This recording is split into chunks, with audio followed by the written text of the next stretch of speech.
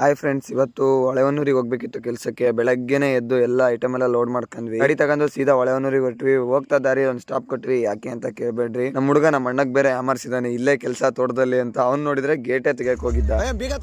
ಸೀದಾ ಹೊಳೆಹೊನ್ನೂರ್ ಹತ್ರ ಬಂದ್ವಿ. ಬೋಲ್ಟ್ ನಟ್ ಬೇಕಿತ್ತು ಕೆಲಸಕ್ಕೆ. ಬೋಲ್ಟ್ ನಟ್ ತಗೊಂಡ್ವಿ ಹೊಳೆಹೊನ್ನೂರಲ್ಲಿ. ಅಲ್ಲಿಂದ ಸೀದಾ ಸ್ಪಾಟಿಗೆ ಬಂದ್ವಿ. ಹೊಳೆಹೊನ್ನೂರಿಂದ 2 ಕಿಲೋಮೀಟರ್ ಆಗುತ್ತೆ ಕೂಡ್ಲಿ ಅಂತ. ಇದೇ ಮನೆಗೆ ನಾವು ರೂಫಿಂಗ್ ಮಾಡ್ಬೇಕಾಗಿದ್ದು. ಬಂದು ಮೆಟೀರಿಯಲ್ ಎಲ್ಲ ಇಳಿಸ್ಕೊಂಡ್ವಿ. ಇದು 2 ಸೈಡ್ ವಾಟ. ಈ ಮನೆದು ಮೆಜರ್ಮೆಂಟ್ 35 ಅಗಲ ಮತ್ತೆ 40 ಉದ್ದ ಬರುತ್ತೆ. ಅಪೋಲೋ ಮೆಟೀರಿಯಲ್ ಬಳಸ್ರಿ ಅಂತ ಹೇಳಿದ್ರು. ಅಪೋಲೋನೇ ಬಳಸಿದೀವಿ. ಮಿಷಿನ್ ಎಲ್ಲ ಹಾಕೊಂಡು ಕಲೆಕ್ಷನ್ ಎಲ್ಲ ಹಾಕೊಂಡ್ವಿ.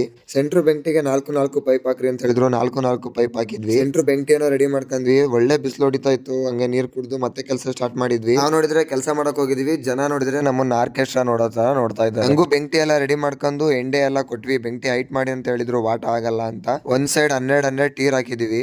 ಅಷ್ಟರಲ್ಲಿ ಮನೆಯವರು ಟೀ ಮತ್ತೆ ಬಿಸ್ಕತ್ ತಗೊಂಬಂದ್ರು. ಮೇಲೆ ಕುತ್ಕೊಂಡು ಮತ್ತೆ ಟೀ ಬಿಸ್ಕತ್ ತಿಂದು ಮತ್ತೆ ಕೆಲಸ ಸ್ಟಾರ್ಟ್ ಮಾಡಿದ್ವಿ. ಟೀರ್ ಎಲ್ಲ ಹಾಕದ ಸೆಟ್ ಮಾಡ್ಕೊಳಕ್ಕೆ ಫ್ರಂಟ್ ಮತ್ತೆ ಬ್ಯಾಕು ಮತ್ತೆ ಮಿಡ್ಲಿಗೆ ಎಲ್ಲ ರೀಪರ್ ಹೊಡೆದ್ವಿ.